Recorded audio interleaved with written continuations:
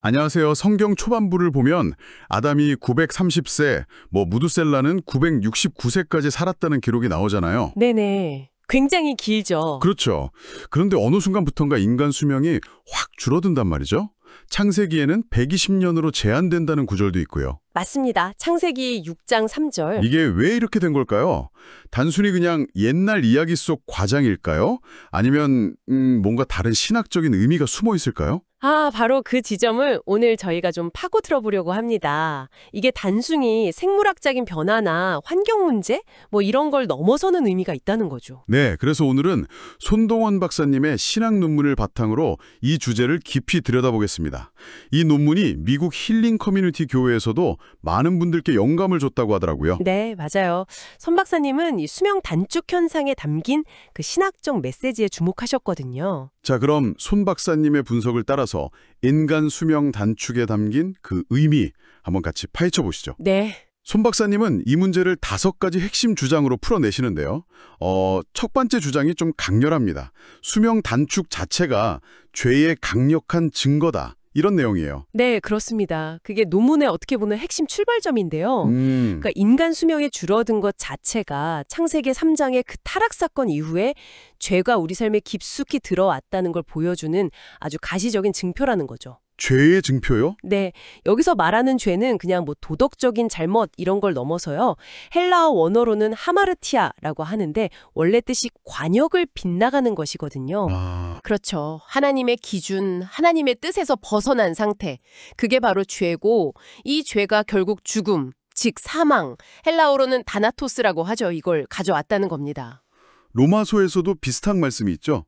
한 사람으로 말미암아 죄가 세상에 들어오고. 네, 맞아요. 로마서 5장 12절이죠. 죄로 말미암아 사망이 들어왔다.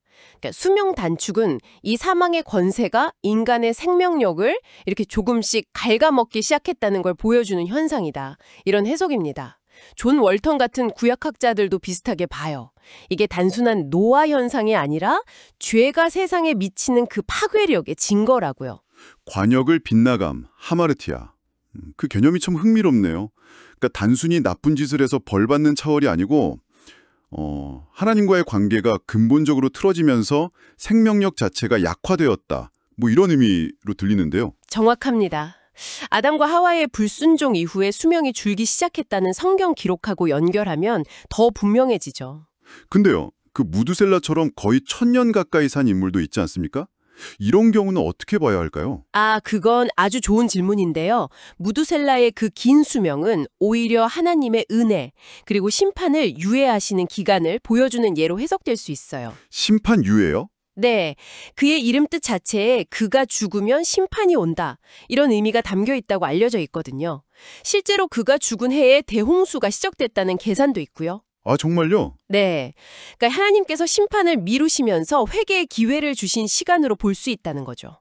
하지만 결국 그 죄의 영향력 아래에서는 그 긴 수명조차 영원할 수는 없었고 점차 인간의 날은 짧아지게 되었다는 겁니다.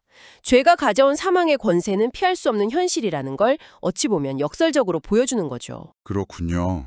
손 박사님은 여기서 요한일서의 9절 사랑하지 아니하는 자는 사망에 머물러 있느니라는 말씀을 인용하시면서 결국 사랑만이 이 사망의 권세를 이기는 길이라고 강조하세요. 사랑이 생명으로 이끈다는 말씀이군요. 그렇죠. 라틴어 구절 중에 몰시 에스트 스티펜디움 페카티, 즉 사망은 죄의 싹이다 라는 말도 이런 맥락을 뒷받침하고요. 네. 죄의 결과로서 수명 단축을 이해하고 나니까 손 박사님의 그 두 번째 주장이 더 명확하게 다가오는 것 같습니다. 수명 단축이 단순히 결과가 아니라 하나님께서 죄에 대해 심판을 시작하셨다는 경고의 의미도 있다는 거잖아요. 맞습니다. 특히 그 창세기 6장 3절 그들의 날은 120년이 되리라. 이 구절이 핵심 근거가 되겠네요. 네, 바로 그 구절이죠. 이 120년이라는 숫자가 당시 인간의 평균 수명이 되었다. 이런 해석도 있긴 하지만 손 박사님은 그 신학적인 의미에 더 주목하십니다. 트램퍼 롱맨 같은 학자들의 견해를 빌려서요. 이 120년은 대홍수 심판이 임하기 전까지 하나님께서 인류에게 주신 마지막 회개의 기회, 그러니까 일종의 은혜의 유예 기간이라고 해석하는 거죠. 아, 유예 기간. 네.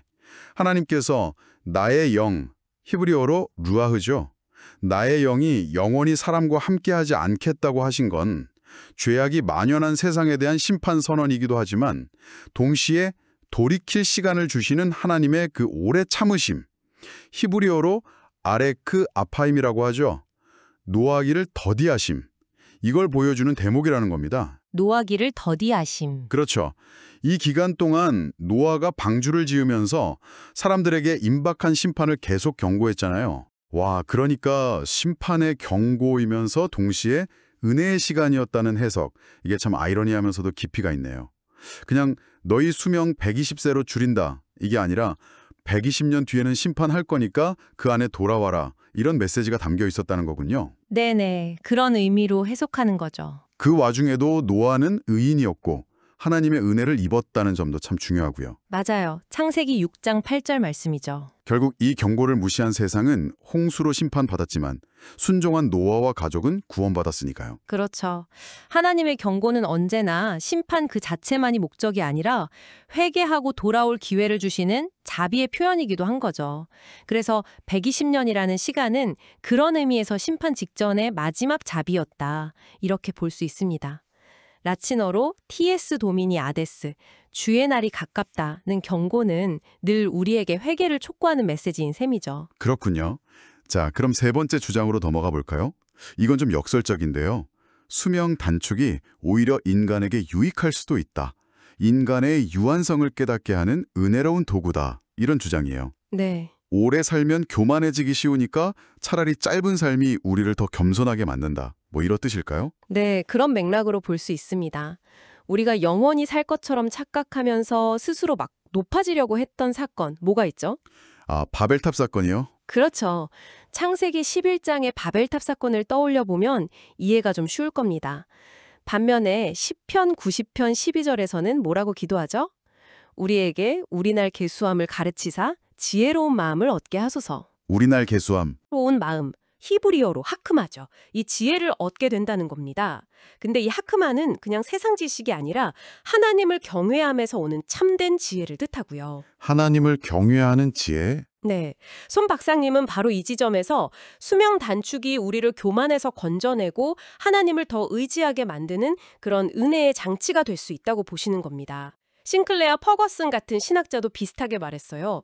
삶의 짧음이 오히려 우리 시선을 영원으로 향하게 하는 선물이라고요. 듣고 보니 정말 일리가 있네요. 삶이 뭐 영원할 것 같으면 굳이 하나님을 찾거나 뭐 삶의 의미를 깊이 고민하지 않을 수도 있겠어요. 오히려 끝이 있다는 걸 아니까 더 가치 있는 것을 추구하게 되고 좀 더 겸손해질 수 있다. 이런 거군요. 맞습니다. 모세도 120년을 살았지만 그 삶은 길이 자체가 아니라 하나님께 순종하면서 백성을 이끈 그 내용으로 평가받는 거잖아요. 그렇죠. 중요한 건 삶의 길이가 아니죠. 전도서 말씀처럼 하나님을 경외하고 그의 명령들을 지킬지어다. 이것이 모든 사람의 본분이니라. 결국 중요한 건 유한한 삶 속에서 하나님을 인정하고 그 뜻대로 사는 거다. 이런 통찰로 이어지네요. 정확합니다. 유한성을 깨닫는 것이 곧 하나님을 경외하는 마음, 히브리어로는 야레라고 하는데 이 야레로 이어지고 이게 바로 지혜의 시작이라는 거죠. 라틴어 격언 중에도 메모라레 노비시모아트와 내 마지막을 기억하라. 그러면 죄 짓지 않게 된다는 말이 있는데 같은 맥락입니다. 자신의 끝을 기억하는 것이 오히려 영원한 가치를 붙들게 하는 역설적인 은혜라는 해석이죠. 네 번째 주장은 이 유한성의 깨달음이 특히 그리스도인들에게는 더 특별한 의미를 갖는다는 점인데요. 수명 단축이 오히려 종말론적 소망을 강화시킨다. 이게 무슨 뜻일까요? 삶이 짧으니까 절망하기보다는 천국을 더 바라보게 된다. 이런 건가요? 네, 바로 그겁니다. 우리가 이 땅에서 영원히 살 존재가 아니라는 그 자각이 우리의 시선을 이 땅 너머의 영원한 하나님 나라로 향하게 만든다는 거죠. 히브리서 기자가 믿음의 조상들을 이야기하면서 그들이 이 땅에서 자신들을 외국인, 헬라어로 크세노스죠. 그리고 나그네, 파로이코스로 여겼다고 말하거든요. 외국인과 나그네. 네, 여기가 우리의 영원한 집이 아니라는 인식이죠. 손 박사님은 바로 이런 인식이 그리스도인의 그 종말론적 소망, 즉 예수 그리스도의 부활로 시작된 새 하늘과 새 땅에 대한 기대를 더욱 강하게 만든다고 설명합니다. 죽음이 끝이 아니라 영원한 생명으로 들어가는 문이라는 믿음이죠. T. 라이트 박사도 비슷한 말을 했죠.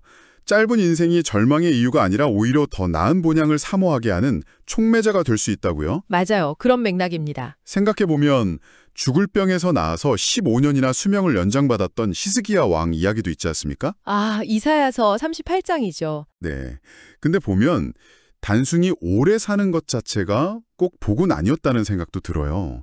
그 연장된 삶 속에서 좀 교만해져서 실수하기도 했고요. 그렇죠. 중요한 건 기간이 아니라 그 삶의 내용이니까요. 오히려 사도 바울처럼 내게 사는 것이 그리스도니 죽는 것도 유익함이라. 빌립보서 1장 21절이죠. 이렇게 고백할 수 있는 그 죽음을 넘어선 소망이 더 중요한 거다. 이런 말씀이시군요. 네. 끝을 의미하는 헬라어 텔로스라는 단어가 단순히 종결이 아니라 완성이나 목적이라는 의미도 담고 있거든요. 우리 인생의 끝이 그냥 소멸이 아니라 그리스도 안에서 완성으로 이어진다는 소망, 이게 유한한 삶을 살아가는 우리에게 큰 힘을 준다는 겁니다. 아, 텔로스가 완성이란 뜻도 있군요. 네. 그래서 이 땅에서의 삶이 전부가 아님을 알기에 현실의 어려움 속에서도 좌절하지 않고 영원한 가치를 추구할 수 있게 되는 거죠. 라틴어로 finis est in Christo, 끝은 그리스도 안에 있다는 말도 같은 의미를 담고 있고요. 자, 이제 마지막 5번째 주장입니다. 앞선 논의들과 이게 자연스럽게 연결되는 것 같은데요. 시간이 유한하다는 이 자각이 우리에게 복음을 위한 긴급한 부르심이 된다는 겁니다. 네. 내게 주어진 시간이 한정적이라는 걸 알면 다른 사람들에게 이 영원한 생명의 소식을 전해야 한다는 어떤 긴박감을 느끼게 된다, 이런 거죠. 그렇습니다. 예수님께서 승천하시기 전에 제자들에게 주신 마지막 명령, 우리가 흔히 지상 대명령이라고 부르는 거겠죠. 네, 모든 민족을 제자로 삼으라. 그렇죠. 모든 민족을 제자로 삼으라. 헬라어로는 마데티오라고 하는데 이 명령이 그냥 시간 제한 없이 주어진 과제가 아니라는 겁니다.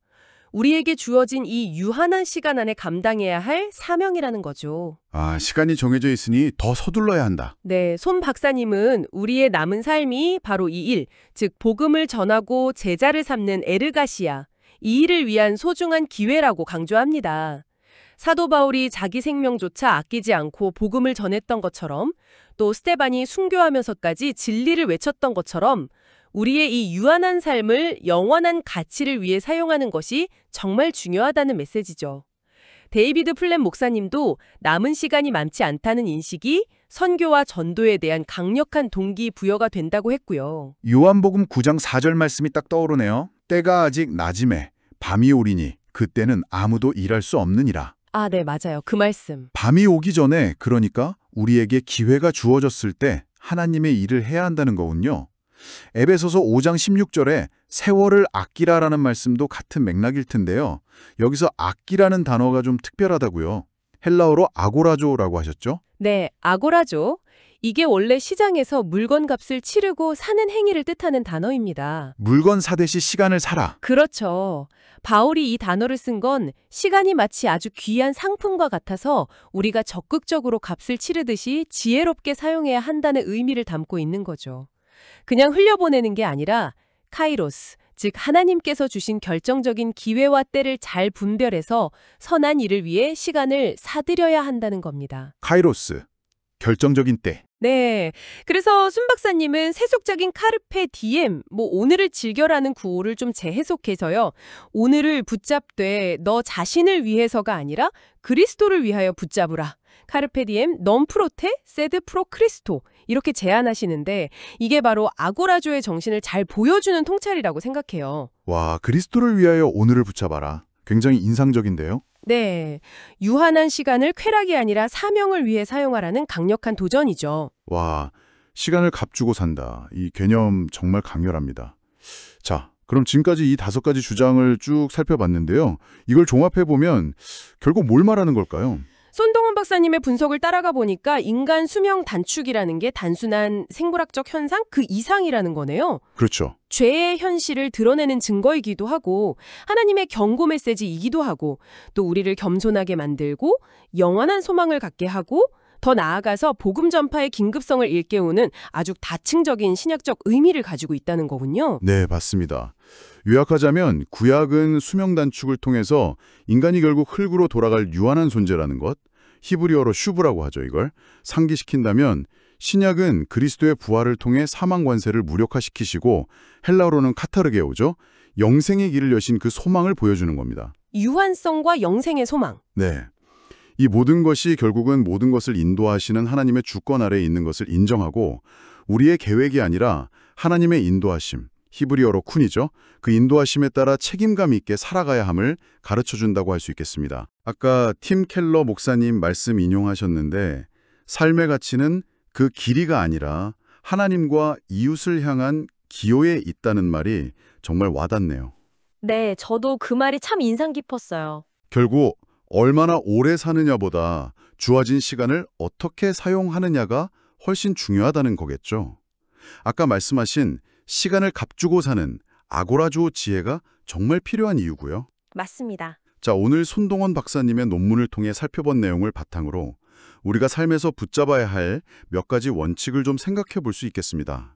첫째는 내 시간의 주인이 내가 아니라는 것을 인정하고 겸손히 하나님의 뜻을 구하는 것. 네, 겸손이 중요하죠. 둘째는 삶의 초점을 이 유한한 땅이 아니라 영원한 가치에 맞추는 것. 네, 영원한 소망을 갖는 것. 그리고 셋째는 나에게 주어진 시간이 영원하지 않다는 것을 기억하고 복음을 전하는 일에 더 긴급성을 갖는 것.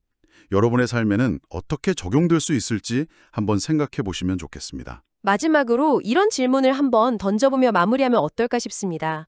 만약 우리에게 주어진 이 하루하루가 그냥 흘러가는 시간이 아니라 하나님께서 어떤 특별한 목적을 가지고 허락하신 기회, 즉 카이로스, 케로스라면 오늘 이 하루의 가치를 우리가 어떻게 다르게 바라보아야 할까요? 아, 카이로스로서의 하루. 네. 그리고 바로 오늘 여러분의 삶에서 시간을 값주고 사는 아고라죠. 그 구체적인 행동은 무엇이 될 수 있을지 한번 생각해 보시면 좋겠습니다. 우리의 이 유한한 삶을 어떻게 영원한 가치를 위해 사용하시겠습니까? 네, 정말 깊은 질문입니다. 오늘 인간 수명 단축이라는 이 흥미로운 주제를 손동원 박사님의 깊이 있는 신학 논문을 통해 함께 탐구해 볼 수 있어서 정말 유익한 시간이었습니다. 함께 해주셔서 감사합니다. 감사합니다.